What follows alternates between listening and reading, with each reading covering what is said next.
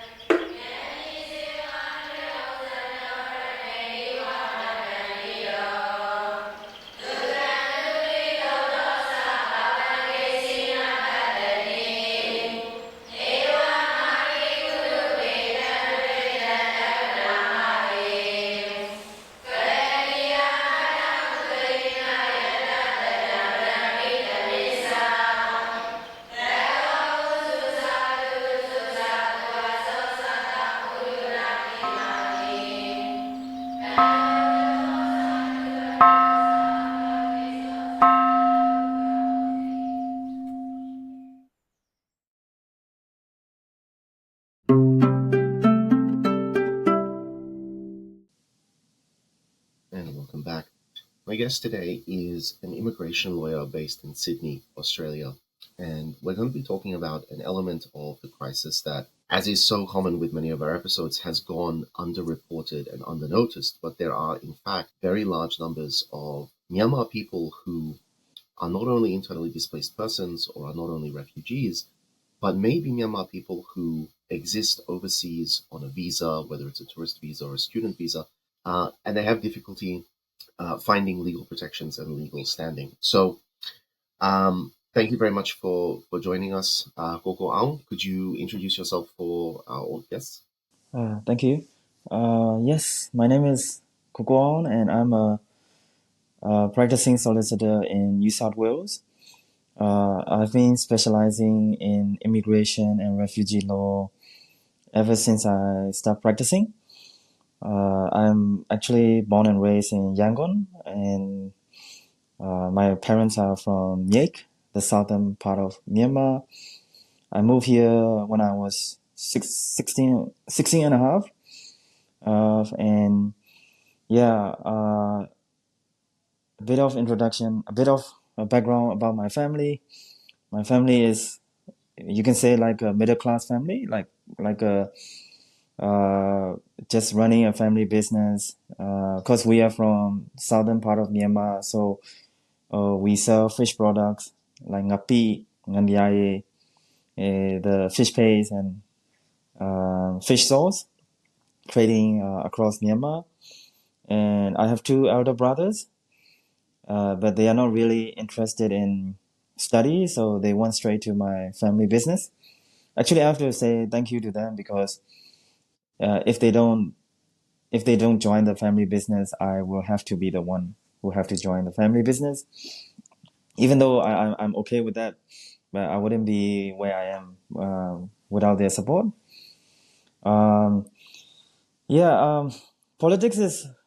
Burmese politics is not something that we usually talk about in the family, because our family had a fair share of bad experience during 1988, where my brothers had to skip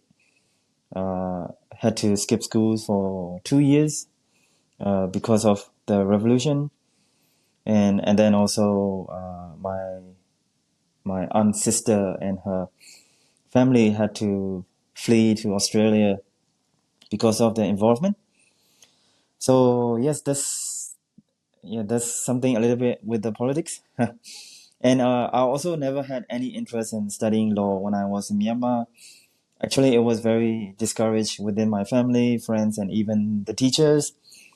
Like it's actually like my parents and my teachers always talking to me to go into medicine or for engineering, but never ever raise a word about going to legal studies. Yeah, so maybe it's also because legal and political career is not regarded highly within our community. within my family cycle.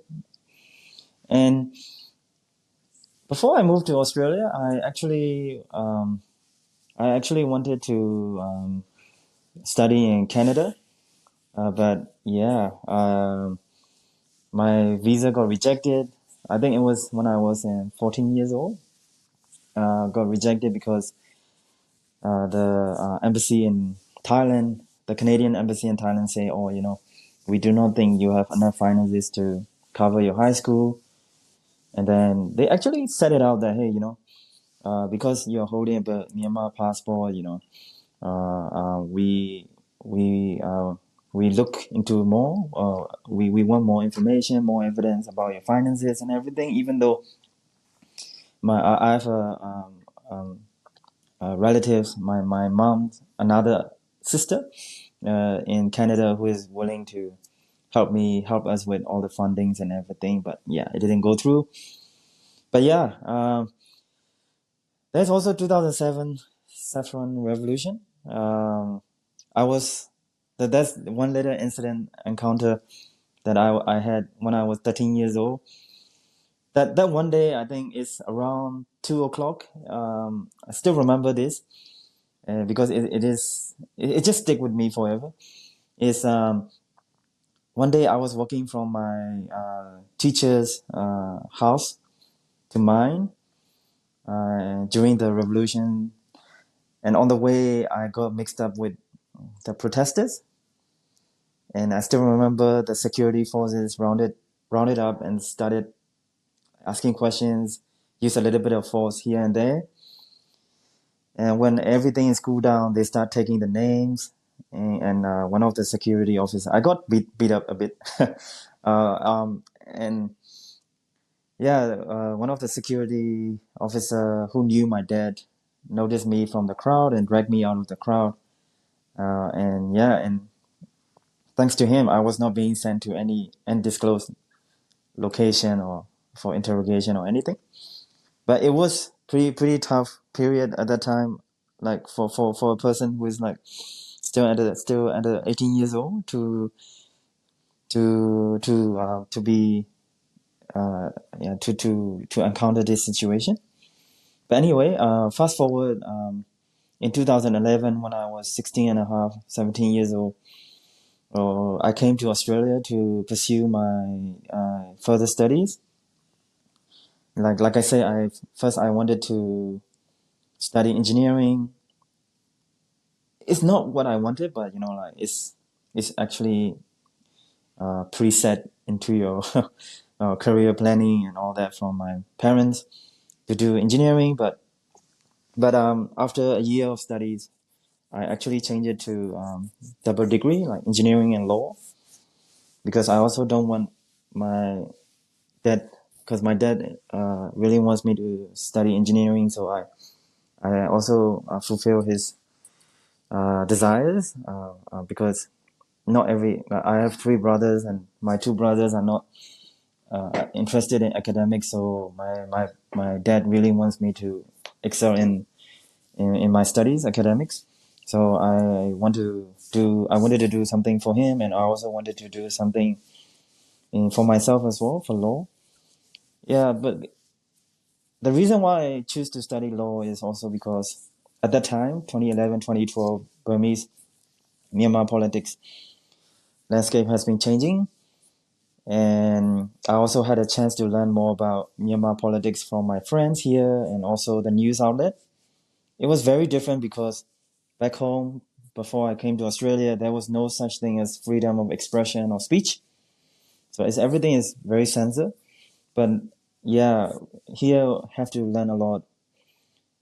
It's an eye opener. Even like studying law was very challenging for me during my first and second years. I've never learned anything relating to legal studies or anything ingrained into us during high school, even though it is very different in Australia, where you can actually choose legal studies as um, one of the subjects in your secondary and high school, which is very different. And yeah, and engineering was actually very not but relatively quite easy to handle for me, as it's always about critical thinking and calculation. I'm not saying that law does not have a critical thinking as well, but I was used to mathematical problems and all that. I still remember I barely passed my first year for my law school while getting relatively high marks for engineering subjects. It was a shock to see, like during the exam when everybody at law school, they are just writing pages and pages of answers to one exam question, where I'm only prepared to write like a 1 page maximum during my law school exams. But yeah, during my second and third year of university, I had a chance to work with one of the professors at the UNSW Law School. Her name is Melissa Crouch. I translated her with a lot of constitution law texts from Myanmar to English for her books.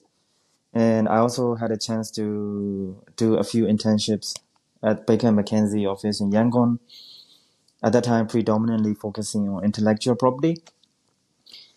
And yeah, and before finishing my law school, I had a chance to volunteer at HIV/AIDS Legal Center, HIV/AIDS Legal Center, and also Caldor Center for Refugee Law. From these organizations, I had to work on both policy and practical side of the refugee cases. I was being in charge with updating fact sheets for Rohingya situation, and also most of the cases that I help for the lawyers at HIV/AIDS legal clinics. And some of the cases are from Rohingya background. So yeah, that's where my interest in immigration law started to blossom. And after finishing law school, I went straight to practicing immigration. I didn't even consider about joining clerkship or like all my other friends in law school did.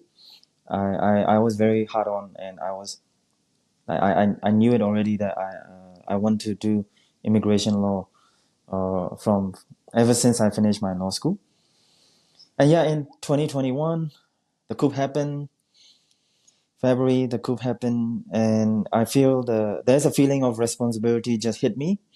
That is like I would like to help affected people with what I know, and along the way, I also want to learn more from the people that I'm helping with, because learning is not just about law. It's about everything, about not just about your career, your life, people experience, and all that.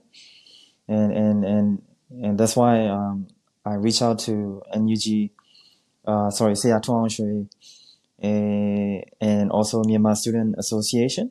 That association was quite active in the early days of after the coup happened. Still remember my phone kept ringing day and night from people here and overseas. This is also the time where Australian government has closed their borders due to COVID, even for those who already have a visa to enter Australia, but Australian government doesn't allow people to come back in. You have to apply for a specific travel exemption permit, mostly on the ground that if you're working for critical health sector or hospitality sector, or for those who have an Australian citizen or permanent resident, family members in Australia, etc. These people may have a chance to come back to Australia. But for those people who are trying to flee Myanmar due to coup, the government or maybe the assessing authority for the travel exemption do not see it as a very compelling thing at that time. So yeah, I also did like a fact sheet or a guide on how to seek protection in Australia, how to apply for offshore refugee visas, how to submit a travel exemption, with the assistance from my friends at the Myanmar Student Association. Yeah, we did fact sheet, guidebook, and the as an advisor from immigration perspective to NUG, I also held like an information webinar, basically answering all the questions Myanmar passport holder have in terms of the passport issue, immigration related issues, and etc. So after finishing my day job offline, I've been helping answering individuals from the Myanmar community with their visa questions and help them submit their own application, fully or partly pro bono. And apart from Myanmar crisis, when the Afghan fell to Taliban, I also volunteer as a triage supervisor at Asylum Seeker Resource Center in Melbourne, as they created like a specific legal clinic at that time, and we managed to submit a total of 800 visa applications during its 8 months existence.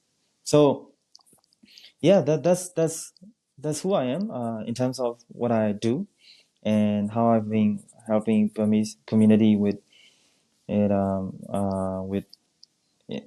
with from the immigration perspective. Excellent. That's quite comprehensive an overview there.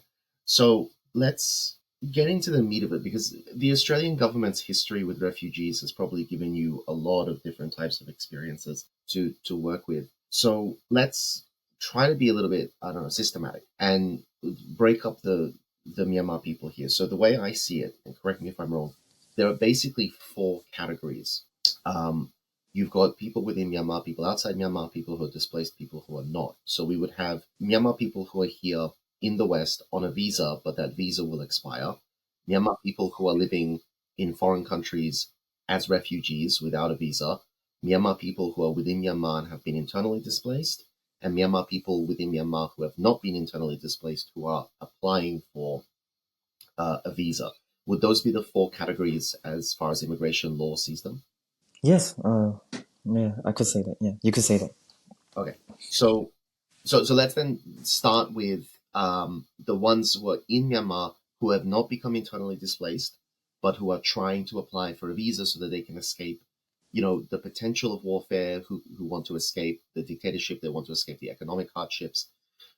What chances do they have currently to get a visa to a Western country? Yeah, cannot comment on other countries, but in terms of Australia, it is a very challenging moment. It has been quite challenging for those who wants to come here on a student visa, or just even to visit a family member, or just want a holiday in Australia from Myanmar, because the case officers are quite focusing, not quite, the case officers focus a lot on the current economy and political landscape in Myanmar. And basically, from the forum or from my experience, from my other colleagues' experience, from my friends' experience, I could say that 8 out of 10 applications of these applications are getting a failure, rejection. Sometimes case officers are very generous in explaining why they refuse. That's for those type of cases. It's good to learn. We got to know where their decision making process is coming from, so that when we try it again, or maybe try again for other visa applicants, it actually gives us an idea of what to expect, or how we can change the way we do things. But mostly case officers are very, very, they don't very difficult. They don't really give us any reasons. Because in the rule of law, every case has to be assessed on their own merits. But for the Burmese situation and for the Myanmar people, everybody has been generalized. And even though if you submit a crazy number of documents to the government, case officer don't tend to look at everything that you are submitting. Maybe they may have, but they don't put it on the decision. They just quickly make the refusal decision based on the country's profile, not the individual characteristic of the applications. That's where I feel a little bit. I feel very concerned. Not a little bit, because yes, our country is in a turmoil. Things are not that things are not getting better yet. But the thing is, I think it's for almost every part of the world at the moment. Even Myanmar has a lot to offer as well, for Australian community, and also I wouldn't. Australia is famous for its multiculturalism, and also accepting overseas students. The education system is one of the top in the world. So our country have a lot of talented, young, skilled individuals, students that want to further their studies, and I don't want them to, not saying discriminate, but please allow them to give them a chance to study here, and show them their values, because the students are also, not that their focus is not only on Australia as well. If they can, they also want to. If Australia is shutting their borders for Myanmar, they may also go to Canada, US. But the thing is Australia still is the best attraction for students, because it's not that far compared to UK or US, which is the another part of the world. Australia is still in Asia Pacific, so it is in terms of distance, it is quite accessible, and also not comment. I cannot give comment on Tasmania or South Australia or etc. But in terms of Western Australia, Perth, Sydney, even in Canberra, or Melbourne, Burmese community here has been getting bigger and bigger, and people have been very. I could see that people are uniting, and in terms of the feeling, in terms of those students who are missing home, is actually give them a closeness, which is a little bit rare for me when I was back in my own university life. I still remember we are the one who started a Myanmar Student Association in UNSW, and even that group has been like doing really well, creating so many events, activities for Myanmar students, newbies, and existing students, and even alumni. But the thing is, the amount of students coming from Myanmar, which we compare to other even countries from Southeast Asia like Thailand or Malaysia or Indonesia, our population is very low in terms of statistical wise. So, but I don't know how it's gonna pan out. But since 2021 until now, the refusal rate is too high, which doesn't sit well with me, because it actually blocked the career progression and of our younger generation. But actually, we recently published, not we, ABC recently published an article about Myanmar visitor visa being denied without looking at every documents that visa applicants give to the office. It was released yesterday. It talks about like accountability of the case officer. Like, for example, if the lawyers make mistakes in their submission, our clients don't like it. That's a duty to our clients, and also to the administration of the law. We have so much responsibility. And a case officer, I understand they have thousands and thousands of visa applications that they have to process, but I at least want them to give some time. They take a lot of time to process our visa application as well.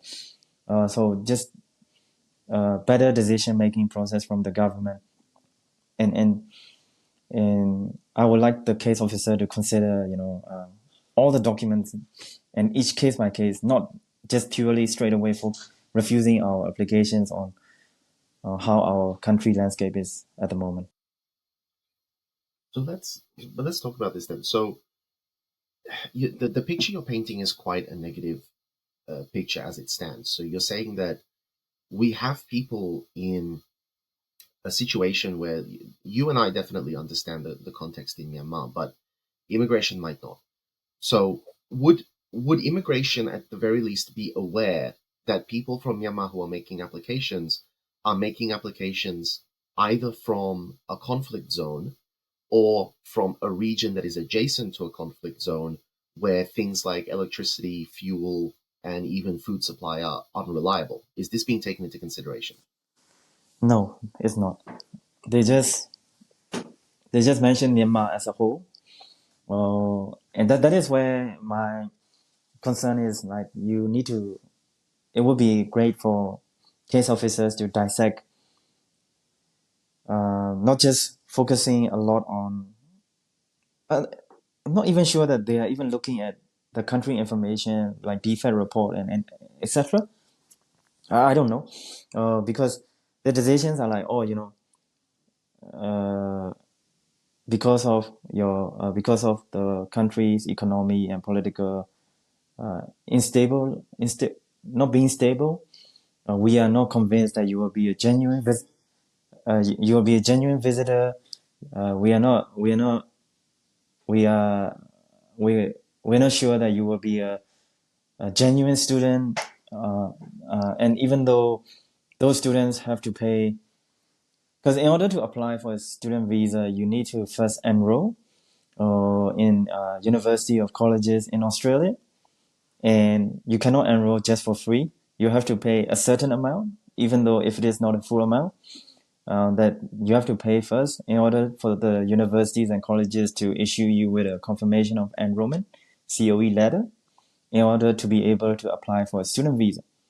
So some of the students that I've seen, like my friends, brothers and sisters, they'll be like, oh, they are also going to a university in Canberra, ANU, or New South Wales universities, or Sydney, or UTS, or Western Sydney.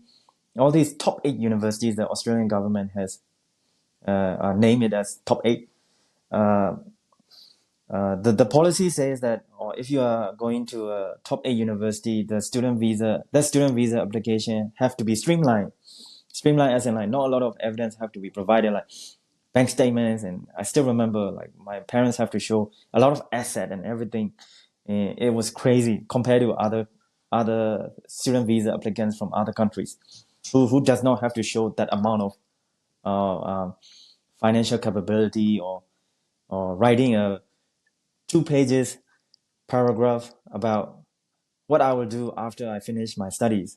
Do I have a reason to go home? Well, these are the things that we have to provide. It's a lot. So the thing is, the students have already paid like 20%, 30%, or even half of the enrollment, half of the, like, first semester fees or something. And then, well, in order for them to able to apply for a student visa, but when the case officer refuses it, that's also another thing that they have to do. Like, either try to withdraw the amount that they have already paid, or some school or university say, like, hey, we are not going to refund, or these are a lot of consequences that people have to face, that government case officer may not be thinking. you know and trying to study in a top 8 university is not really it's a big ask, like, in terms of finances and everything. So if they are really worried about it,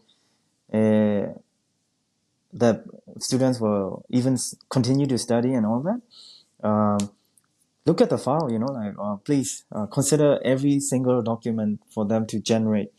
And as you have pointed out, right, like, if you are applying from, like, Yangon or Mandalay, or where you are applying from, these are the things that they should be considering. And one of the type of evidence that people, visa applicants, also provide is their parents' business and ownership of property, asset, and etc. And then it's funny because case officer, even if you provide that, some case officers say that you can just sell them off.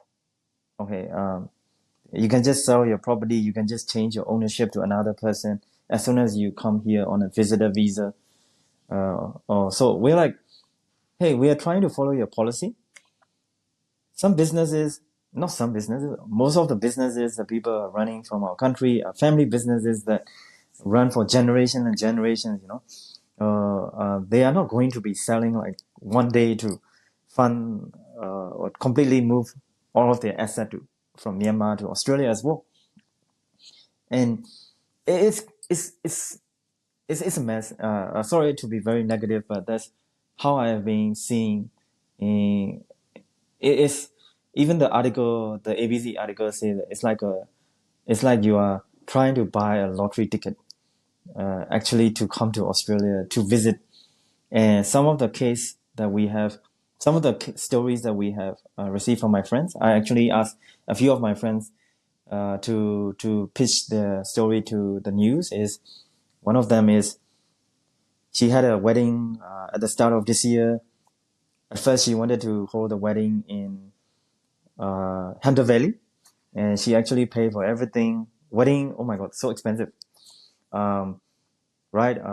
Booked the venue and all that, and then they apply a visitor visa for her parents, and then she provided everything like parents, family ties, business ties, social ties, culture ties to Myanmar to show that they have a reason to go back, and also um, like wedding receipt, booking receipt, and like detailed itinerary of what her parents will do, but it got rejected. Uh, and never consider any information. The decision looks like they haven't considered any of the things that I just said to you, like ties and receipts and all that, and they just straight away refuse it. And she had to change the wedding to Bangkok or to somewhere in Thailand. I forgot where is it, but last minute she has to change it, and all the money that she had paid to the venue in Australia, like it's not, we are not talking about a couple of $100. It's like 3,000, 4,000, or some sort. Sorry, I don't know the figures and details, but it's around there. It's a once in a lifetime event, and then she got being denied, and then and we're not even going there for those parents who would like to visit their sons and daughters graduation, come here to Australia on a graduation, which they have actually paid a lot of money to the Australian government, but they were not able to enter Australia on two reasons. One is their visa rejected, or the visa application take too long from the case officer, that when they start processing the file, the graduation date has already been passed, and then they say, oh, we don't have a reason to give you a visa, so yeah, these are a little bit of in terms of people who wants to come to Australia, the current landscape is quite leading towards a negative side, based on my experience. So, hang on. So, a couple of things from what you've said have become clear to me. The first, it seems to be the case that people who are residing in cities in Myanmar who are not currently in a conflict zone and have not become internally displaced are in a position where they have to apply for a tourist visa or a student visa or some other type of visa that is not directly connected to the fact that they are in desperate need of humanitarian relief and humanitarian resettlement. And the second is that the entire immigration system, as far as students are concerned and tourists are concerned, seems to be predicated on the idea that coming to Australia should not be the first step towards becoming a permanent migrant to Australia. That everything is predicated on you coming for a period of time and then returning to your home country. Would that be an accurate description? Yes, that is an accurate description. Yeah. So then, is there any mechanism? Is there any legal framework that people who are currently trapped in Myanmar but are not internally displaced persons can appeal to be resettled and to be taken into other countries like Australia so that they don't have to become internally displaced or have to become refugees? Do they have options? Yes, they do, but it's not a very straightforward process. One of the cohort is like students who come to study, while studying, gain work experience. Because after you finish the student visa, depending on what you study, let's say, for example, if you study at diploma level, the government will give you 18 months post-study visa for you to be able to find an employer, to gain work experience and all that. And then after that, what that's diploma. Let's say, for example, if it is bachelor degree, you will get at least 2 years visa, postgraduate visa. If you are studying master's, 3 years at least, PhD 5 years and whatnot. Okay, so during that post-study graduate visa duration, yeah, you can find employment. Some people find a relation, like they enter a relationship, they become family, and then at that time they can explore a family visa program, or some, like those people who find employment, uh, depending on the work experience, they can also apply for skill independent permanent residency visa, which is like a point test visa. The, depending on how many points you gain, and you had a better chance of getting invited from the Australian government to settle here. It's like a green card system thing in US.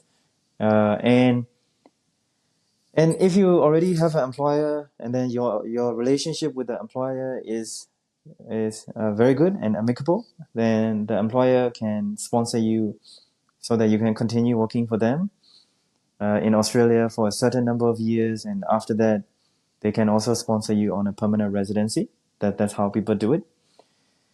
So that's one way. The other way is, let's say, for example, if you have already finished a degree in Myanmar, and also, or you have some work experience, you can also try a direct PR from Myanmar, but the chance of getting a direct permanent residency in Australia is very, very difficult, especially when you're talking about skill independent visa, where you have to compete with Myanmar nationals who are in Australia, Myanmar nationals who are not in Myanmar but in other countries like Singapore, who also want to come to Australia. And it's not about just Myanmar, you're talking about other skilled candidates from around the world who wants to be invited by the government to settle down. So for those people who are in Myanmar, the chance is quite low. Let's say point visa, you are competing with a lot of different skilled people. And also number two is, if you are outside of Australia, like if you apply for a job, since you are not in Australia, the job, no matter how skilled you are, right? Employer here wants to find an immediate solution to resolve the skilled labor shortages. And even if you apply for a work visa from Myanmar, it would take like a few months to process by the government. So finding an employer itself is quite difficult. It's a huge challenge. Even if you find an employer, the processing time takes a while. The requirements are also quite high. So it's difficult for people to just migrate purely out of, like, coming straight out of Myanmar. That's why a lot of people have been trying on for example, for those who just finished their studies, they just want to further their studies by masters and all that. That's how I've been seeing. And there are a lot of also family visa program. The family visa program got a lot of visa applicants as well. They people meet online, and then they they have a correspondence from Facebook or whatnot, and then they meet in another country, third country, like Thailand or Singapore, and then after that they get married, or they just apply for a Australian partner visa, or like that. That's family visas.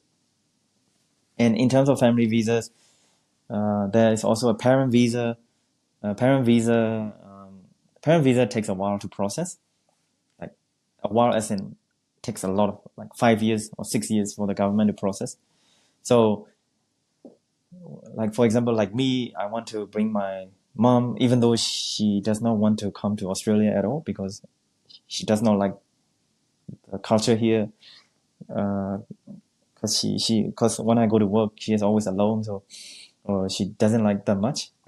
So let's say if I want to bring my mom to Australia, there I cannot apply for a permanent residency for her because uh, my family composition, my two brothers are not Australian citizen or permanent resident. Only I am the permanent resident here, so I cannot. So there are a lot of rules around there, and then even if I can sponsor her to apply for a permanent residency, then it will take some time for the government to process. Depending on how much money you pay to the government, it's like very, very expensive. We're talking about 40,000 or something just to get a visa. So that's parent visa for you. And so what people are trying to do is trying to ask their parents to apply a temporary visa, like visitor visa, so that, like for example, like my mom to come here on a visitor visa first to see whether she likes it here or not. Because it all comes down to her as well, right? Even though we would like to bring our family, everybody to here, but it all comes down to the subjective intention as well. Try to let her test out the water here, whether she likes it or not. After that, we explore different other visas to continue to keep my family members legally with a visa.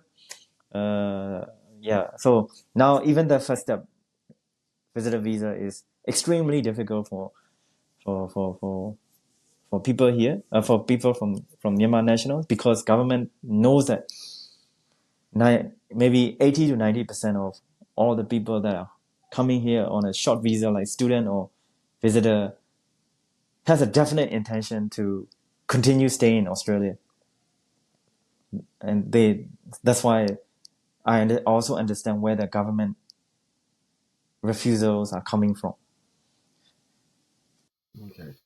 But nevertheless, does Australia not have any sort of obligate? Like, does the international community not recognize any obligation towards people who live in countries that are undergoing strife, internal conflict, you know, instability in general? Like, do we have to wait until they become refugees before we take action? Can we not act before they become refugees? Oh, very good question. I would love the government to think like that, but in a very practical level, um, depending on the visa that you are applying, like they have a set of rules that they have to follow, and one of the ingredients in the policy, let's say for example, is this is applicable to all the temporary visas, not the permanent visa, temporary visas. One thing that is in common is they will look at your country's profile, and if they see somewhere that the country is not in a good shape, they'll be like, oh, sorry, like temporary visa may not be the one. Like for example, like visitor and student, most of the refusal come from that. But so that, if anything, that seems to be contrary to logic. If we're looking at a country where people have a desperate humanitarian need to escape that country, you're saying that the end result is that they're actually less likely to be granted any form of visa protection because they are more in need of visa protections. You can say like that, but one thing that I have also seen is one that's where the media attention and everything also comes into play. Very, very good question, because one one Myanmar coup happened in February 2021, right? We have our own protests and all that, but media attention and government response is not that great in our opinion, which I can go into it very detail later. But when I have to compare to like Ukraine or Afghan, not quite. We're still waiting for how the government is gonna respond to Gaza issue and all that. But from my experience, I would like to focus on those two, Ukraine and even Hong Kong, Ukraine, and Afghan situation. Yeah, as soon as Hong Kong situation conflict happened with China, the Australian government made an announcement that hey, we are gonna prioritize visa applications from Hong Kong and from Australia. Doesn't matter where you are, we will prioritize for you. We will even give you like an automatic 5 years extension, even if you don't ask. We will give you straight away. So they just automatically extend the visa for 5 years. So yeah, that's one thing that I have realized. And for Hong Kong and for Ukraine, yes, I understand. It's a. I'm not saying that people are not affected over there or anything. Like I'm just saying in terms of the government response from Australia, like Ukraine as well. Australian government actually allows visitor visa application and to be streamlined and prioritized. They can also apply for in-country refugee visa, like subclass 445. In order to apply for this 445, you cannot just apply it from yourself. You have to reach out to the government to apply for it. So these are the options that the government gives. There's like a temporary protection visa for Ukrainians. Even if you apply for work visa, you are being streamlined so that people can actually get out of the country as quickly as possible, which is very new for us, which never happened to our country. Afghan also, when the Kabul falls to Taliban, like a lot of even like legal centers in Australia, they actually set up like a mini clinic just for Afghanistan situation, and that's where I volunteer, where we submitted like 600 and 700 applications, and quite a lot has been approved, and they also have to wait like 1 or 2 years for the rest and for the applications to go through. What I'm trying to say is the government response is very, very different when it comes to Myanmar situation.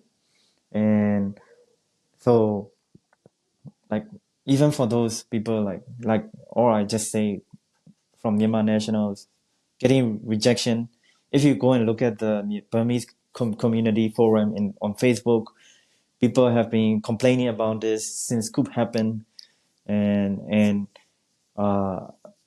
Seattle and UG CRPH group also spoke to Australian government about this. They lobby a lot about this. Myanmar Campaign Network, MCN, has also been talking about this, but the government response hasn't been that great, and they don't really solve that issue of hey, like here the people that are coming here are actually showing the resources that they can to be able to meet the legal requirements that you have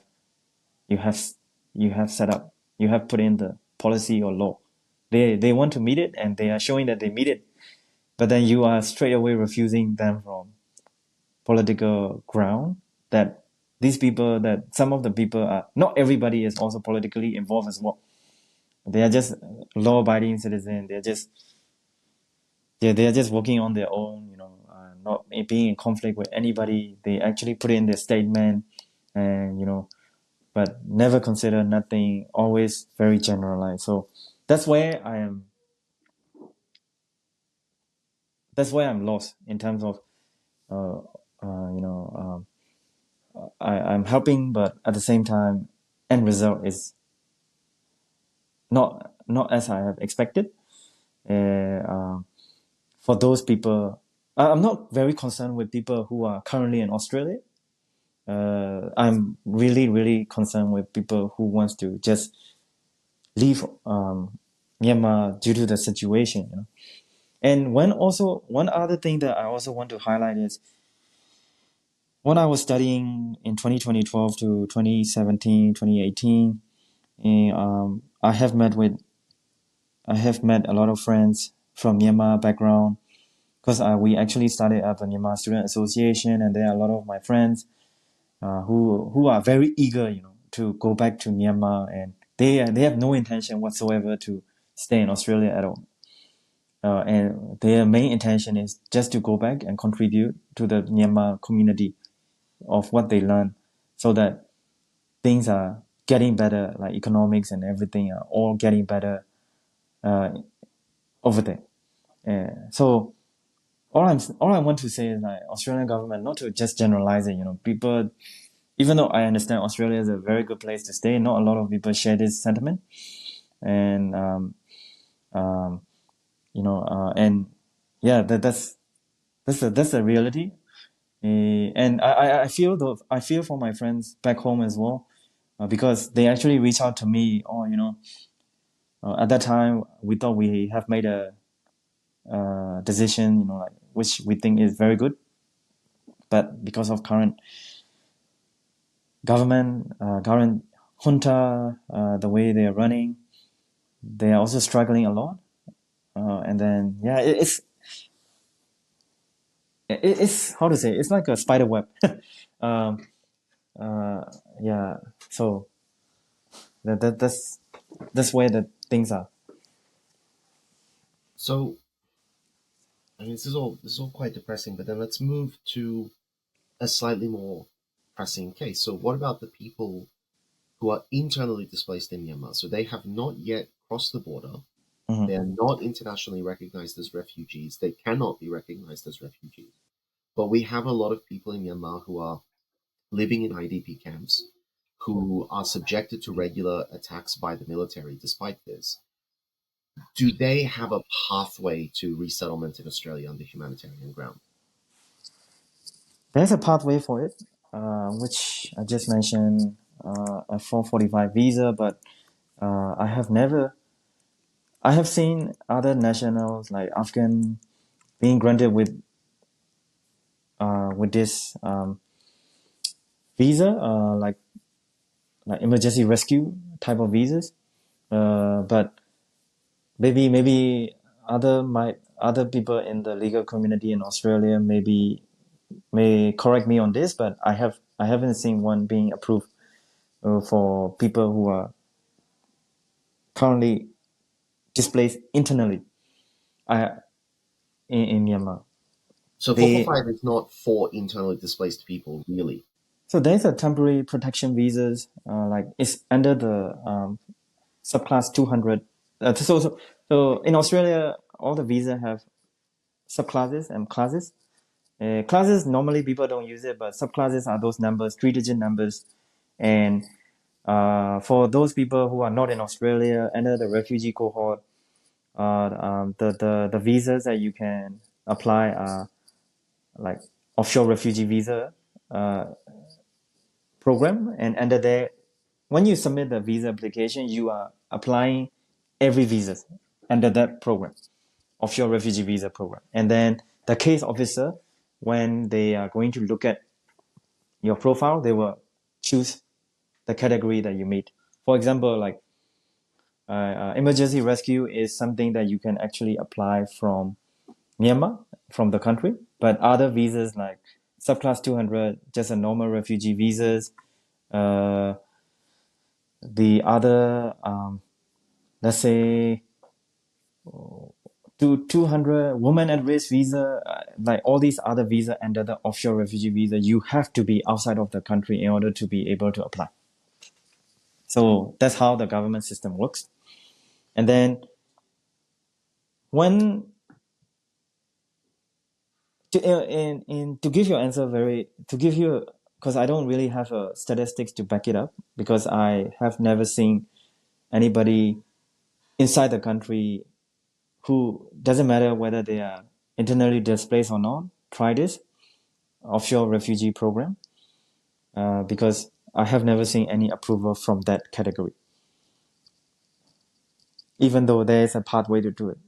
The reason being that is, even if you meet the definition of a refugee as per the Migration Act 1958 and Migration Regulations 1994, even if you meet the definition of a refugee, there's also one other thing is There are certain type of visas in Australia that are being kept. Being kept as in like every financial year, the government will announce that for the offshore refugee visa program, they are going to bring in this amount of people. Okay, and at the moment, sorry, not at the moment, like every year, the amount that they have prescribed, like maybe 300,000 or something, is designed for all refugee at any location around the world. It's not just in Myanmar or in like you are sharing with other people. And then when I say about Ukraine and Afghan, they are also part of this cohort. So Australian government, the way they make the decision is, oh, sorry, even though we understand you meet the definition of a refugee, our program size is quite limited. And this year we have already been running out of allocations. So we have to refuse it, unfortunately. You want to try it again. Or But, you want to but appeal the let's just decision. make this clear. This number is set by the government, correct? Yes, set by the So Australian government. Yeah. this is not an act passed by Parliament. It's not legislation. It's not constitutional. The government could change this number if it wanted to. Yes, they wanted to. Yeah. So they've artificially imposed a limit on the number of people that they will accept, and then Yeah. they're using that number that they themselves have made as an excuse to not help people who would otherwise qualify for humanitarian resettlement. That's one way to put it. Actually, for example, they have a right being, the law allows them to set the number, but in terms of how many they want to set, it's under their control. And then most of the refusal, not most of every decision letter that is come to me, or the refusal decision letter that come to me under this program, refugee visa program, is always on the same ground that they refuse. So it just seems like an easy excuse for them to use to simply not accept people when they could very easily just raise the number of resettlements that they accept and then accept more people. Exactly. That's why I have been speaking to a lot of people from our community, that we and a lot of people are also advocating for lobbying for a better like transparency from the government on where the number goes, and so far we have yet to see it. So that's okay. So that's that. And just on this point, while we're discussing it, it occurs to me, if you're living in an IDP camp, you talk about the 200 series visa, you talk about the 445 visa. If you're living in an IDP camp, how are you expected to go through the actual administrative process? Like, can you do this by an application that you can fill out on your phone? Or do you physically have to transport yourself to Yangon and go to the embassy? What's the methodology? Oh, I have never seen that people cannot just go to embassy, because Australian embassy, everything is online at the moment. Um, Normally, there are a lot of organization here, like government funded legal centers, like REX, Refugee Asylum Casework Society. These REX, a lot of legal centers, and I think in Brisbane, there's one organization called Rails, IILS. They are also part of the refugee program as well. You can actually reach out to them and to help you apply for these visas. And normally, how people do it is, if you have a family member or if you have a friend here in Australia, they can they can endorse you to submit the refugee visas, filling out the forms online. That's how people normally do it. You can, in a very, very rare occasion, you can apply it on paper. But if you want to apply on paper, you have to go to embassy in Yangon. And during COVID, it is not really a good idea to go there, because embassy is usually closed. And not quite sure about how it is at the moment, because every other visas we just have to submit it online. So that's how in terms of procedures wise. Okay, so you can, even if you are not located nearby to Australian government representatives, you can still go through the process. You can still apply you can submit the documentation. Yes, submit it. And on that topic as well, like I've come across some people say like, oh, even after we submit, we don't receive any acknowledgement letter. Sometimes the acknowledgement letter comes like 3 or 4 months after you have submitted the application, and that, hey, government say like, oh, we acknowledge you have applied for it. Please wait for a period of time. We'll get back to you if you need further information. If we need further information, etc., etc. Even that, sometimes I still remember NUG in office in Australia one time told me that we submitted these applications, but when we contacted the embassy or even Australian consulate in Bangkok or Department of Home Affairs, they cannot find it. They cannot find where the applications are. It's these things you have to expect as well, because it's not online lodgement. So paper lodgement always have that issue. Oh, good God. So, okay, so if let's say someone has actually crossed the border, let's say they're living, near the Myanmar border in Thailand, let's say they're in Chiang Mai or something like this. Now they qualify as a refugee in theory, and my understanding is they can now reach out and they can enlist the assistance of the United Nations High Commissioner for Refugees. Does that improve their chances of resettlement? It is. If you have if you are recognized by the United Nations as a refugee, UNHCR as a refugee, then yes, they are highly prioritized. So just a little bit on that. The way how it works with the refugee category visa is it goes according to the priority list. So these subclass numbers that I just told you, like 200, 201, 203, 204, they are not that, they are there for priority reason as well. Let's say, for example, if you are a woman at risk, 204, you will get a better chance of your application will be prioritized compared to just a subclass 200 visas where you do not have any family members support in Australia or friends support in Australia. That's one way to prioritize this. Another way to prioritize this is, let's say,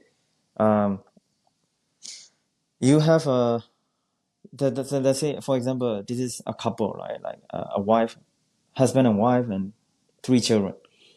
Wife and 3 children got a refugee visa and they are currently in Australia. They want to bring the dad, bring the dad to Australia as well. And then at that time, because your family members come to Australia on the refugee visa, then you are being assessed under what we call a split family member provision, and then you get more prioritized. So compared to what your ties are, so when you submit a refugee visa as well, there are 2 ways to submit it. One way is if you do not have any support from UNHCR or you don't have any ties or in Australia who can propose you to apply for this visa, you just submit it on its own for the application, and they are ranked as the lowest in the priority. You can still apply for it, but you have a grounds to meet the refugee, but you are being prioritized at the lowest. And for those people who have a family member or who just even have a friend or relative can propose you to, they have to submit a proposal form. I think it's 681. Please don't quote me on that, but that's a form there that they have to propose. And then the visa application has to submit together with. That's how you do it. And then depending on who your proposer also affects the priority as well. Let's say in that case, example that I gave to you, like they want to bring the dad to Australia. In those cases, they are being prioritized highly. But for example, if you just know a friend who never hold any protection visas or refugee visa in Australia, but they are just here like an Australian citizen from the beginning, from since birth, or they become an Australian permanent resident from the skill visas, they are being ranked lower. So that's how the program works in terms of offshore refugee visa. So it's still not great. So there are a lot of the different subcategories. So you're kind of saying that you have to hit a specific combination of additional factors to really have a good chance. Is that accurate? That's accurate. Okay. So, and it sounds to me like if you are a sort of elderly, or if you are male, if you are not sort of family connected, your chances will be lower. That's correct. Okay. So that's still still not great. Still not great. So, like, realistically, if someone is currently in Chiang Mai, and I'm sure that we all know people in this situation, they're in Chiang Mai applying for refugee protections. The Thai government is definitely not going to give them refugee protections. What sort of chances would they have to successfully be resettled to Australia? Oh.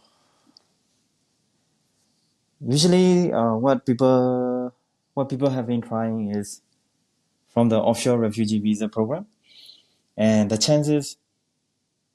Maybe I'm more like, I'm not being negative or anything, but I'm just looking in terms of statistics that the Australian government has released to me. No, not the recent statistics, but last year, only 33 applications out of, I don't know how many, might be more than 1,000, offshore refugee visa program has been approved by the Australian government. That's where I'm looking at. Then it tells you a lot about how offshore refugee visa works. So there are still those people that I just mentioned to you who has applied for submitted offshore refugee visa who are still waiting. I have to give them I have to give them hope, because if you do not get a refusal decision straight away you apply, because if they want to refuse you, they will give you a refusal letter in maybe in 2 weeks or even a month's time. Just even quoting, because Myanmar situation is, especially people at Chiang Mai or Mae Sao, they are the one who has to flee. Nobody wants to flee, right? But they have to flee because of the reasons that are not under their control. So in those situations, of course, this is case by case, but first part of that refugee definition, they will definitely meet it. Okay, but it depends on person to person, but they will meet it. But the other part about relocation settlement program that Australia have in terms of allocation, that is where government not loves to, but they like to, the refusals rate are always from there. So let's say if they want to refuse you, they can just straight away refuse you in 2 weeks or 2 months time. That's very quick. But if your case already got an acknowledgement letter, the government says we will process, but still haven't got anything from the government, there's a little bit of hope in there, because government just have a lot of cases for them to handle. So that's why they are taking their time. They actually do a triage, and then uh, they already get rid of those applications that they are not considered very quickly. But now it's just a matter of time. They may ask you for more information, or they will ask you to do health check or whatnot. So you have to wait for that. So and also, to answer your question very truthfully and honestly, offshore refugee visa is the one that people love to apply for it. But the chances of getting there are very tough. We are looking at negative end of the spectrum, but there's still like 2 digits number that we have seen in getting approved last year. So there's still something the government still at least gave. So that's one visa options that I can think of. The other thing is, the other thing is also, this is a very very new program, pilot program that Australian government has announced. This is a kind of like a labor agreement. It's called a skilled refugee labor agreement. They are not part of the refugee visa cohort, so that allocations and everything is not applicable to skilled refugee labor agreement program. They have their own cohort, own allocation. But the thing is, for the other offshore refugee visa, you can just apply on your own, even if you do not have any proposal or anything. Yeah, but this one is because it's under the skill, so you need an Australian employer who has an interest to tap into this agreement program, and then they are the one who needs to give you a job position, and then show the government that they have active skilled labor needs, and then they have looked at your resume, and then they are willing to help you, and they need you to come and work here in Australia. But skilled refugee visa, I've done a lot for Afghanistan nationals and Syrian, Palestine. I've done a lot because their community here is compared to Myanmar community. They have been here for a long time, so they're quite settled here. So they have their own businesses. Their business? These businesses want to help their own kind from their country as well. So that's how they have been doing it. And that's what I am proposing to the Myanmar community here as well. Our community here is also getting bigger and bigger. A lot of people have been starting their own business and then giving back to community as well. So they might also want to consider that option, because skilled refugee refugee from Myanmar, displaced people, like a lot of them has a lot to offer to the country that they do the country that help them, or who is willing to help them.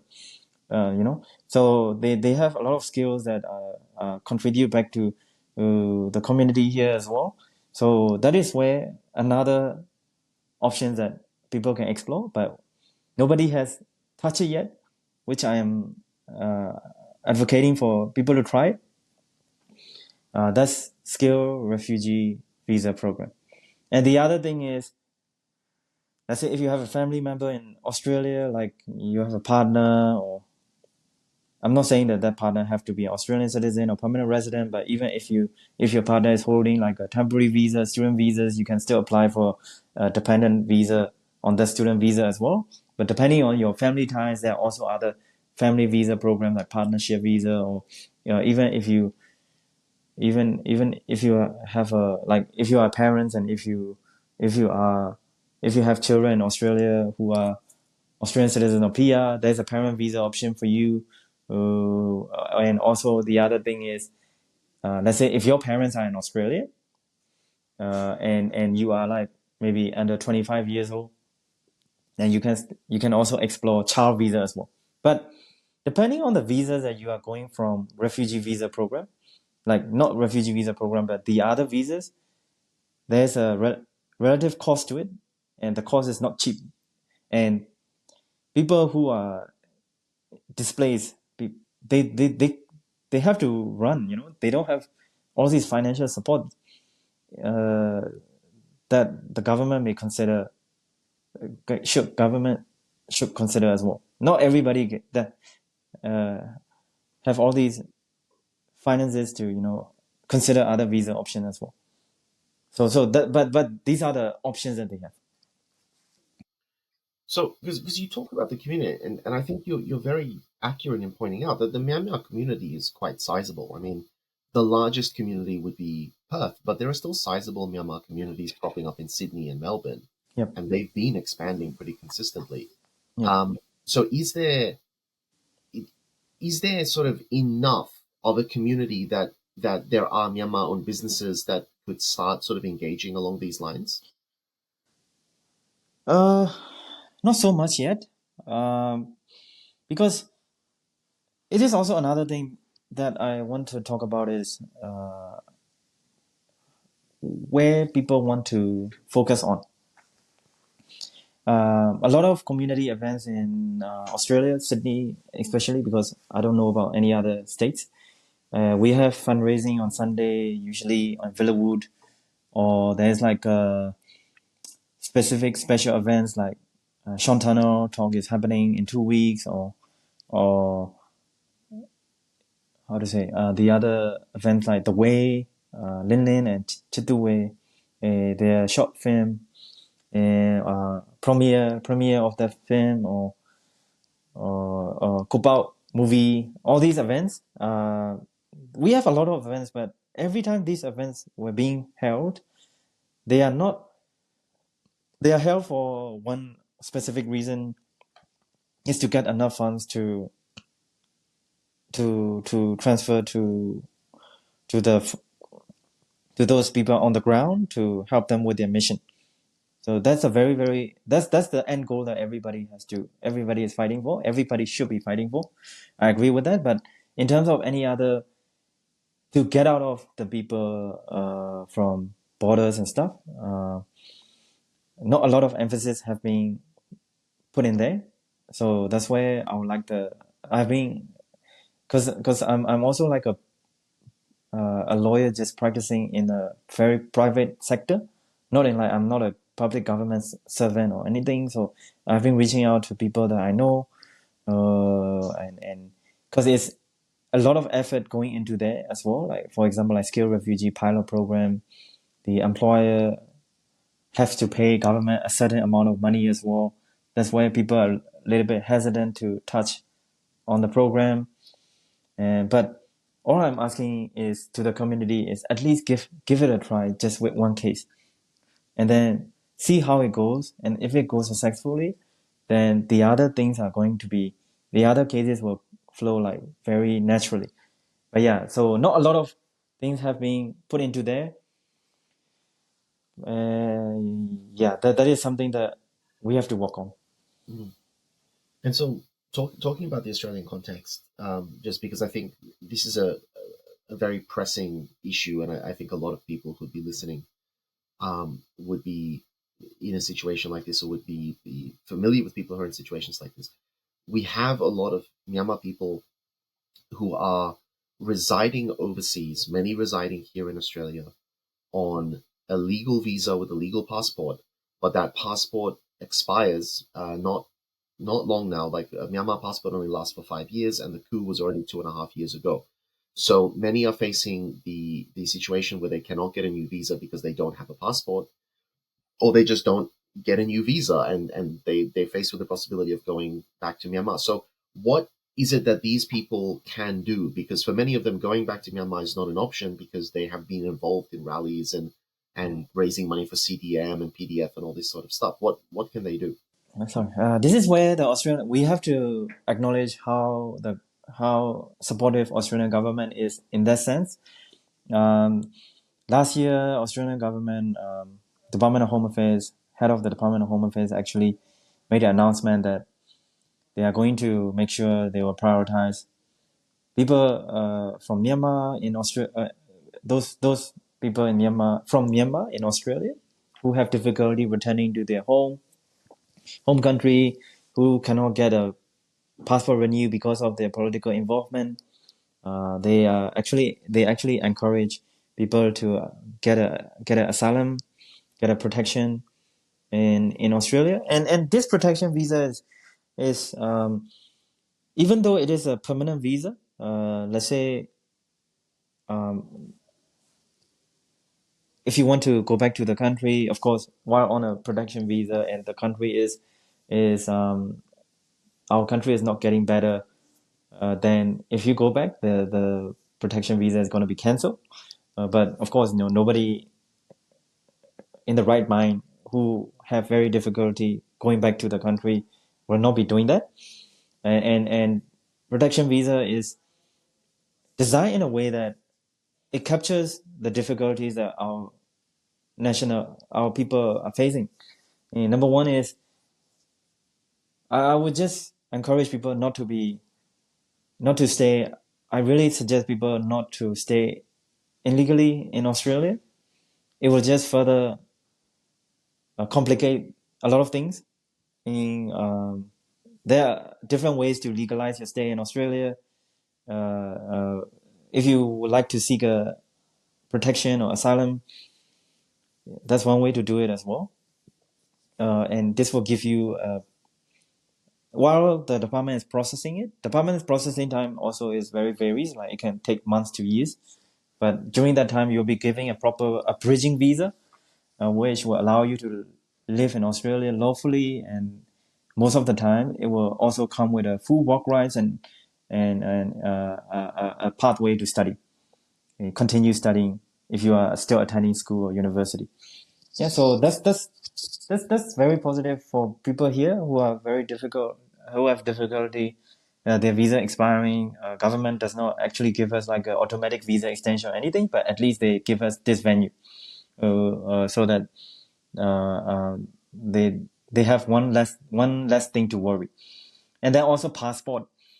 If you apply for a protection visa in Australia, it doesn't matter whether you have a valid passport or not. And after you get the protection visas, you can request the government to issue you with what we call a travel document. And if you wish to travel to another country other than Myanmar, but you also need to, at that time, you have to check with the authorities, like in other countries that you wish to travel, whether they accept Australian travel documents or not. But most of the time they do. But of course, you have to make sure that you have done your homework. But that's where the difference is. That's where a little bit of light, positive things are. That's why I can be positive. Like where everybody is positive is government approach to Myanmar nationals in Australia is very good. Not very good as in it's good. And they have giving people options, and then those people who are already being who have already been granted with a protection visa, they are also contributing a lot to the government as well. Like I've got a few friends who are currently who have made an application to a uh, uh, refugee panel, part of those government organizations, so that they can contribute back to Australian community. Of course, this is very different from people to people, but all I have been seeing, because I have to do all the Burmese visa inquiry, most of them actually come to me, so I actually know a lot of people and their contribution to the Australian community. They are very hardworking. They are very diligent. Like they are not just staying in Australia, or wanting to get a Centrelink payment or anything. They are actually actively looking out for work, and trying to stay valid, and trying to be useful. So and on that as well, that's where things get a little bit complicated. So people who arrive to Australia from Myanmar or from another country on a visitor visa or student visa, they're this type of group as well, of course. But this is their right as well, and they have every right to do this. I'm not condemning or anything. It's their right, and I don't have anything negative to say about it. So there are certain type of people who will arrive to Australia, and maybe in a month or 2 months time, they will also be seeking asylum protection in Australia. Of course, things are really bad over there. So people will seek protection. What effect does it make is it affects those people who will apply a temporary visa, like new applications. It affects a lot because Australian government has all the records that says that, or because most of the Burmese nationals in Australia turn the visa into a protection. They are trying to seek asylum. So we are trying to limit the people that are coming to Australia, like new applications. So that's where the dilemma is. But all I want to say to the Burmese, to the Australian community and government is, yeah, we are not. Just look at the statistics, at the government protection visa statistics. They have that, and then Burmese, the amount of people that apply for protection visa from Myanmar is one of the top 10 at the moment, but they are always at the, like, maybe at the ninth or eighth or 10. It's not like any other countries like Malaysia no, I don't have anything negative to say to them as well, but Myanmar is always the lowest. Okay, it's the highest, it's the maybe 10 highest or 9 highest, 8 highest, but it is not as many as other nationalities. People are always contributing as well, you know. So I can see the dilemma from the case officer point of view as well. If they give a permit for people to travel here, they will just straight away apply for asylum in here. But at the same time, you cannot just assume this to everybody who wants to come to Australia. So there's a positive, but because of this positivity, there's also a bit of reaction to it, to the topics that we just covered. So yes, that's where the things are. Okay. So it's not all doom and gloom, which is a nice thing, but I think on the whole, it is clear that the situation is bad, and that people who desperately need assistance are not getting it. So Yes. you pointed to Afghanistan, you pointed to Ukraine, and and presumably there will be a government response to the Israel-Palestine conflict as well, but we don't know what direction it's going to go.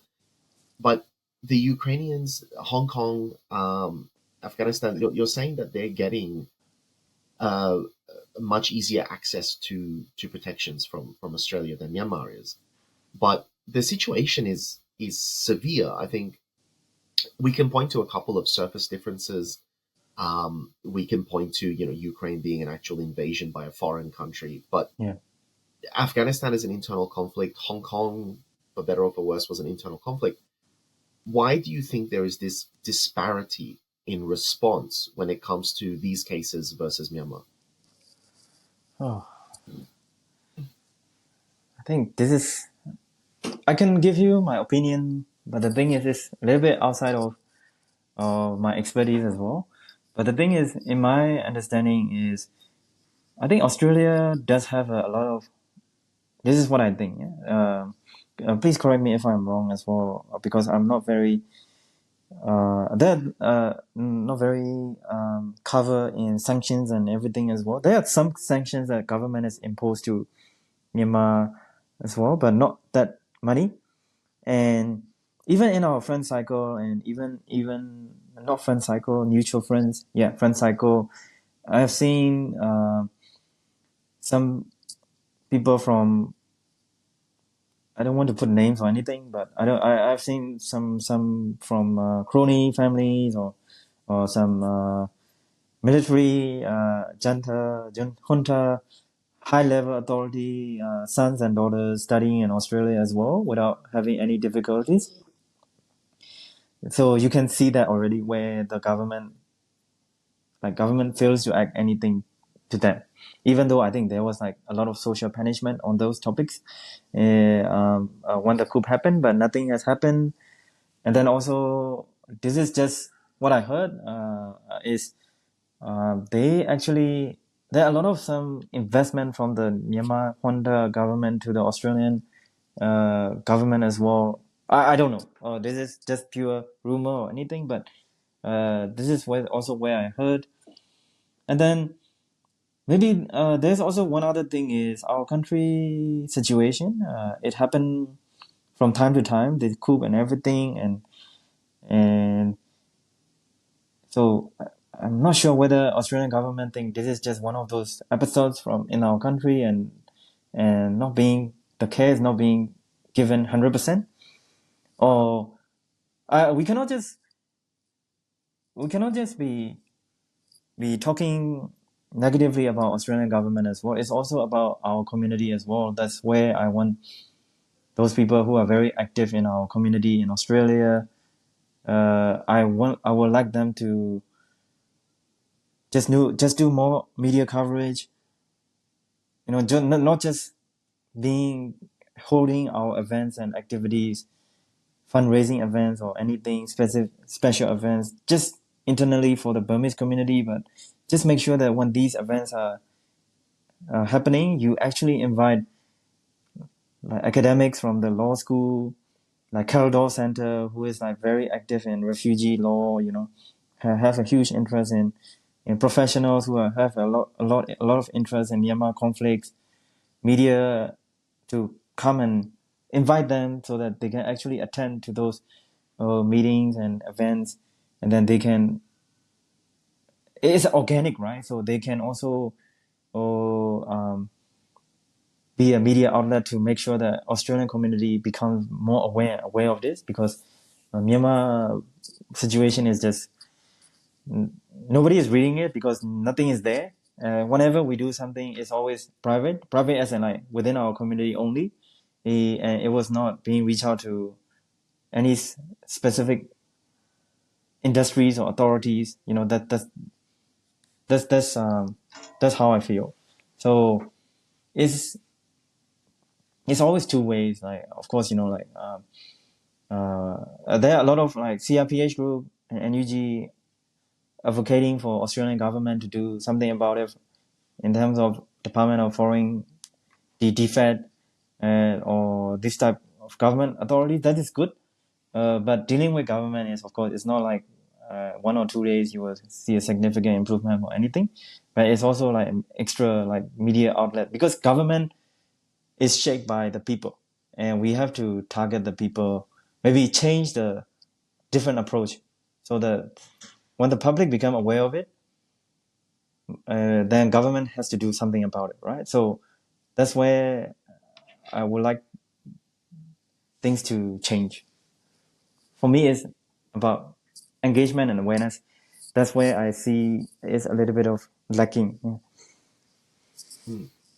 And so you talk about these groups, the CRPH groups and various Myanmar groups that exist here, and I think quite rightly. The question is, number one, do they have, in your opinion, a real chance to influence Australian government policies and decisions? And number two, and this is related to that, do you think the Australian government is suffering from simply, apathy, or is it that the Australian government is not, or at least the border force who handles immigration is not aware of how bad the situation is in Myanmar? Is it a lack of knowledge, perhaps? Oh, I don't think it is a lack of knowledge. It's let's say if it is a pure lack of knowledge, then they won't be even giving as a priority for protection visas, asking individuals here to, hey, we are supporting for you, like you can apply for this. We are going to streamline it. If they do not have any knowledge or empathy or sympathy, they won't be doing it. And what I feel also is Australia politics is also driven by other countries like US and UK. Correct me, I may be wrong, but if the big players are not doing anything, Australia also may not be doing anything as well. And in terms of, like, for example, I've seen, let's say last on the weekend, in Coogee, on Saturday in Coogee, and also on Sunday in Town Hall, Circular Quay, Wynyard, these areas, there are a lot of protesters from Palestine support group about they're voicing it out. The medias are everywhere. The media is just everywhere over there, which was the case when the coup happened. When the coup happened back in 2021 February and March, April, there are a lot of protests. Burmese protests. Some medias come and take notes of it. That's it. We are not like a front page news in any media outlet at all. So that is where I think improvement can be made, and there are a lot of Australian professionals and academics who are very, very interested, and their lifelong commitment to Burmese politics and economy. I have encountered a lot of them. I regularly seek their advice in terms of my immigration work, but they are like, oh, I want to reach out. Who should I reach out? And then I reach out to the people who are running the show here, but not a lot of conversations develop from there.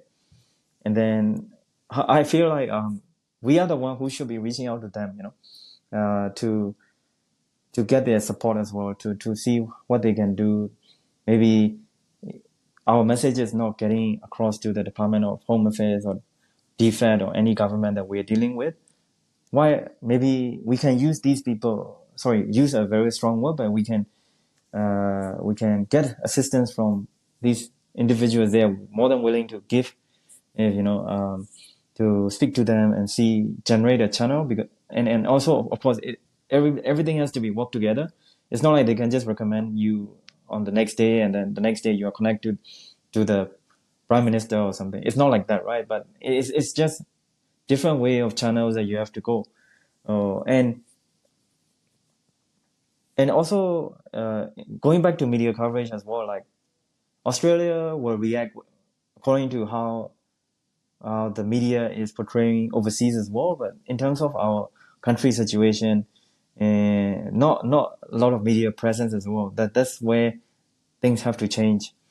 In my limited knowledge, is to have a better more things that the government can do. Yes, Australian government approach to our situation is lacking, but we also from ourselves have to try different means. If it is not working, we have to keep trying, and not just fundraising and that's it. That's what I want to say. Okay, that makes sense. So I think we've covered quite a few bases here, and quite a few dimensions. None of it, I mean, very little of it is sort of uplifting, but there are at least some glimmers of hope, and hopefully there's quite a bit of applicability to Myanmar communities in other countries as well. I think you are quite right when you say that Australian politics is heavily driven by US politics and is heavily driven by UK politics and the sort of prevalent winds of the English-speaking world. But speaking of Australian politics, for those who are not based in Australia, who are not aware, the Australian government that existed between 1996 and 2007, with a conservative government that implemented many policies towards refugees, which were quite heavily criticized, and very rightly so. Yeah. And these were continued under the Labour government that came to power between 2007 and 2013. Although they have had a better reputation, that they did continue these policies. And then the Conservative government came back into power from 2013, and a few years ago they lost power. Have you perceived any measurable difference between the Liberal Party and the Labour Party as far as dealing with refugees is concerned? Oh, a lot of positive things are actually coming out from this current government. For example, this skilled refugee pilot program that I mentioned to you about is never on the table with the previous government. That's one positive thing that we have seen. And then, so this might be a very not Burmese related, but in immigration landscape in general, a lot of positive changes that happened, like in the news last week, the High Court decision about indefinite detention being scraped off. That's very, very important.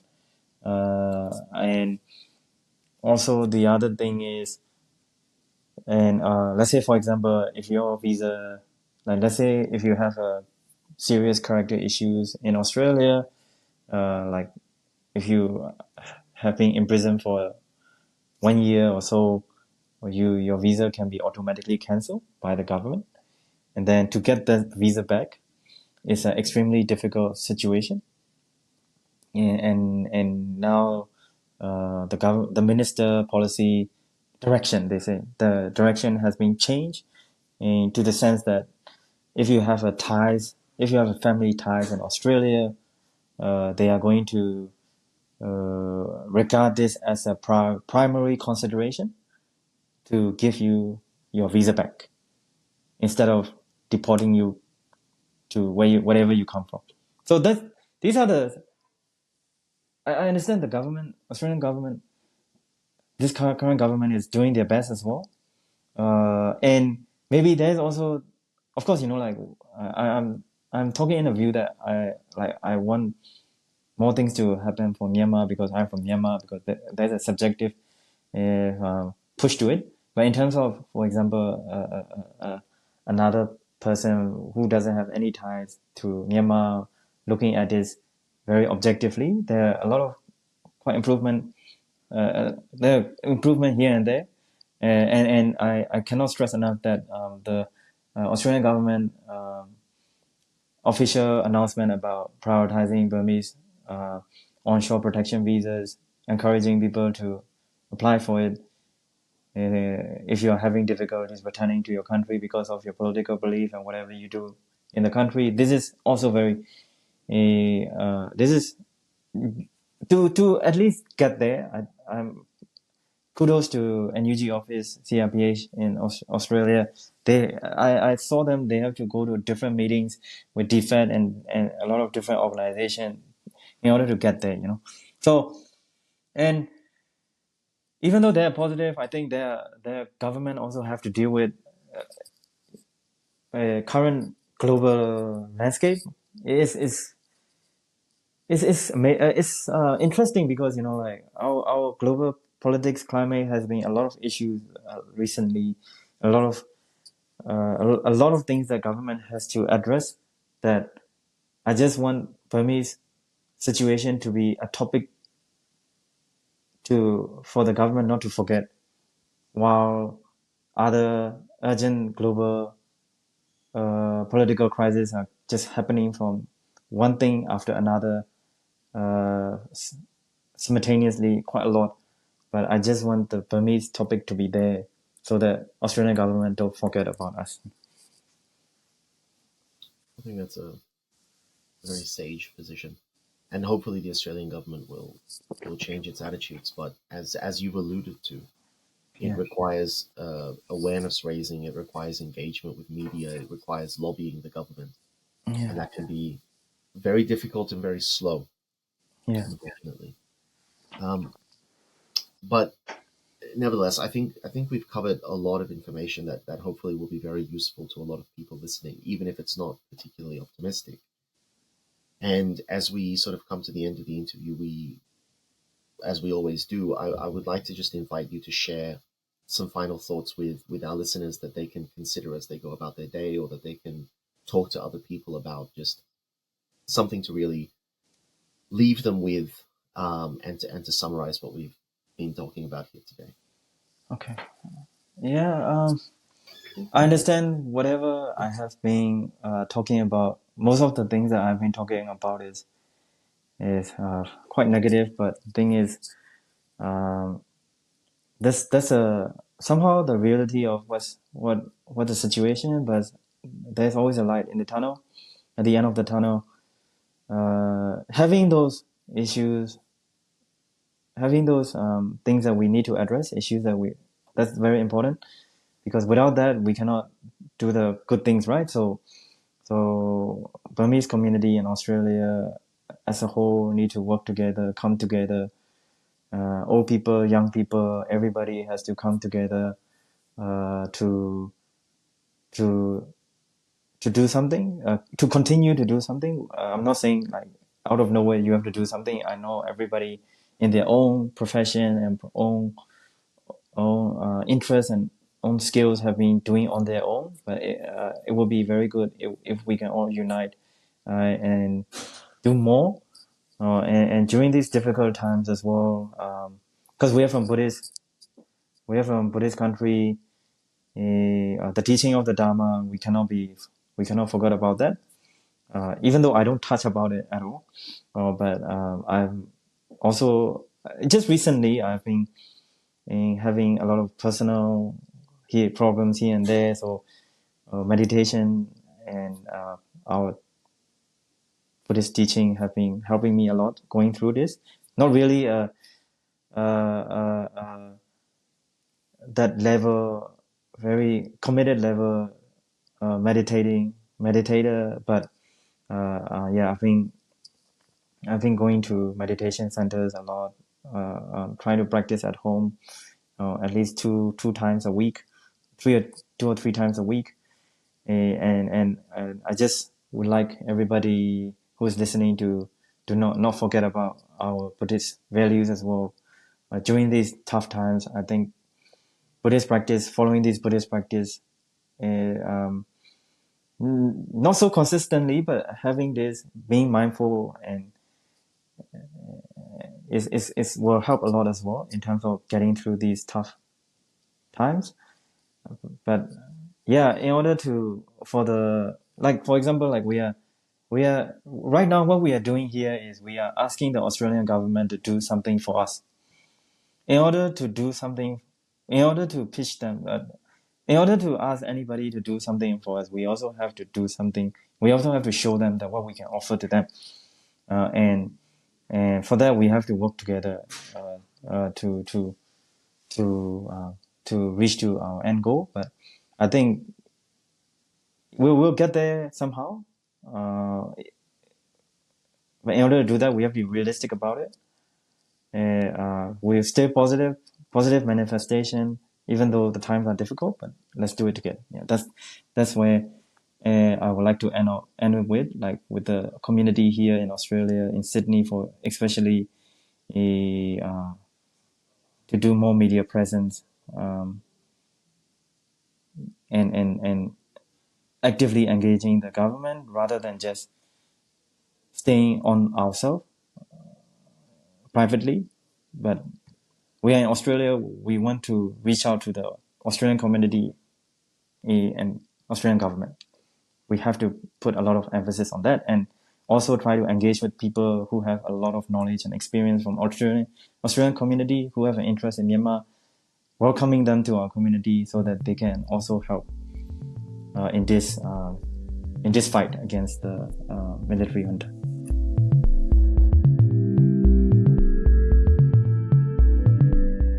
We want to take a moment to introduce you to our nonprofit Better Burma's online shop, which features handicrafts sourced from artisan communities scattered throughout Myanmar.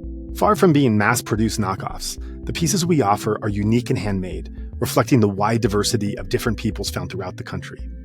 When Myanmar experienced its transition period, moving from democracy in the late 2010s after decades of harsh military dictatorship, many Burmese craftspeople hoped their beautiful work could finally be appreciated beyond the country. When Myanmar experienced its transition period, moving towards democracy in the late 2010s after decades of harsh military dictatorship, many Burmese craftspeople hoped their beautiful work could finally be appreciated beyond the country's borders. But sadly, this was not to be so. Following the military coup, many skilled artisans suddenly found all possibility of continuing their livelihood closed off and began struggling just to feed their families. With this in mind, we prioritize working with artisans from disadvantaged and vulnerable backgrounds because we know just how hard it can be to survive at the margins of society in Myanmar. This includes such people as those with disabilities, mothers who have contracted HIV/AIDS, civil servants on CDM, ethnic and religious minorities, and more. To view these wonderful pieces, please visit alokacrafts.com. That's Aloka, A-L-O-K-A, crafts, C-R-A-F-T-S, one word, alokacrafts.com. Otherwise, please consider a donation through our usual channels. If you would like to join in our mission to support those in Myanmar who are being impacted by the military coup, we welcome your contribution in any form, currency, or transfer method. Your donation will go on to support a wide range of humanitarian and media missions, aiding those local communities who need it most. Donations are directed to such causes as the Civil Disobedience Movement, CDM, families of deceased victims, internally displaced person IDP camps, food for impoverished communities, military defection campaigns, undercover journalists, refugee camps, monasteries and nunneries, education initiatives, the purchasing of protective equipment and medical supplies, COVID relief, and more. We also make sure that our donation fund supports a diverse range of religious and ethnic groups across the country. We invite you to visit our website to learn more about past projects, as well as upcoming needs. You can give a general donation or earmark your contribution to a specific activity or project you would like to support, perhaps even something you heard about in this very episode. All of this humanitarian work is carried out by our nonprofit mission, Better Burma. Any donation you give on our Insight Myanmar website is directed towards this fund. Alternatively, you can also visit the Better Burma website, betterburma.org, and donate directly there. In either case, your donation goes to the same cause, and both websites accept credit card. You can also give via PayPal by going to paypal.me/betterburma. Additionally, we can take donations through Patreon, Venmo, GoFundMe, and Cash App. Simply search Better Burma on each platform and you'll find our account. You can also visit either website for specific links to these respective accounts or email us at info@betterburma.org. That's Better Burma, one word, spelled BETTERBURMA.org. If you would like to give it another way, please contact us.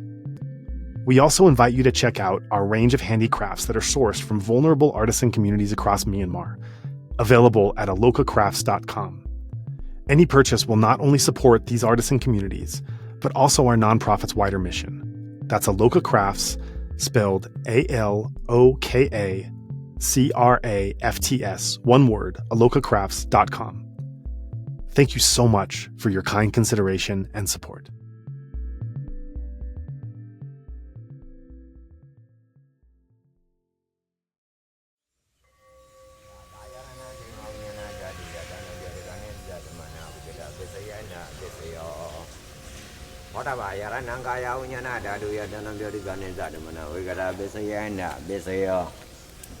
Oba yarananda dayananga yaranaya dayanam boda yaranam